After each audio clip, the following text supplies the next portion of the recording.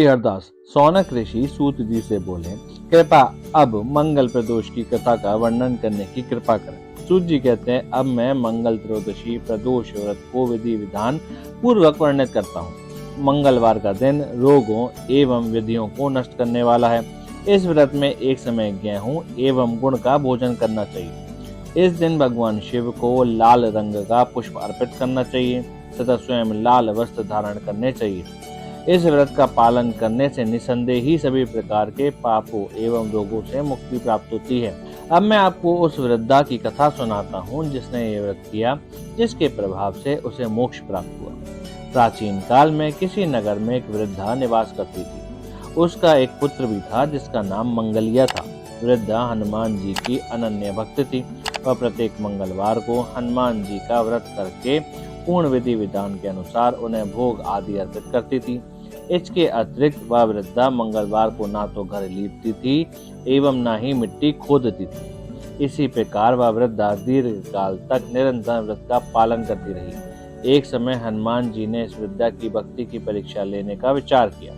हनुमान जी ने एक साधु का वेश धारण किया तथा उस वृद्धा के द्वार पर पहुंचकर पुकारने लगे, क्या कोई हनुमान भक्त यहाँ है जो हमारी इच्छा पूर्ण करे? वृद्धा पुकार सुनकर बाहर आई तथा उसने पूछा कि महाराज क्या आज्ञा है? साधु वेशधारी हनुमान जी ने कहा, मुझे अत्यंत तीव्र क्षुधा लगी है, मैं भोजन करूंगा, तू थोड़ी सी भूमि लीप दे। वृद्धा असमंजस में पड़ गई तथा साधु जी से निवेदन करते हुए बोली, हे महाराज, लीपने तथा मिट्टी खोदने के अतिरिक्त आप जो भी आज्ञा करेंगे मैं वह करने को तत्पर हूँ। साधु ने 3 बार परीक्षा करने के उपरांत कहा, तू अपने पुत्र को लेकर आ, मैं उसे लिटाकर उसकी पीठ पर अग्नि प्रकट करके भोजन पकाऊंगा। यह सुनकर वृद्धा व्यथित हो उठी, किंतु वह साधु को वचन दे चुकी थी। अंततः अपने वचन का पालन करने हेतु उसने अपने पुत्र मंगलिया को साधु महाराज को सौंप दिया। किंतु साधु रूपी हनुमान जी उस वृद्धा की और परीक्षा लेना चाहते थे। अंततः उन्होंने उस वृद्धा को स्वयं ही अपने हाथों से मंगलिया को उल्टा लिटाकर उसकी पीठ पर अग्नि दहन करवाई। अग्नि दहन करके व्याकुल मन से वृद्धा अपने घर के अंदर चली गई। भोजन पकने के उपरांत साधु ने वृद्धा को बुलाकर कहा, तू भी मंगलिया को बुला ले ताकि वह भी आकर भोग लगा लेगा। वृद्धा ने अश्रुपूर्ण नेत्रों से कहा, उसका नाम लेकर अब आप मेरे हृदय को और अधिक कष्ट प्रदान न करें। किंतु साधु महाराज वृद्धा से अपने पुत्र को पुकारने का हठ करने लगे। साधु जी को ना मानता देख वृद्धा ने अपने पुत्र को पुकार लगाई। उसके पुकारते ही मंगलिया तक्षण हंसता खेलता दौड़ा चला आया।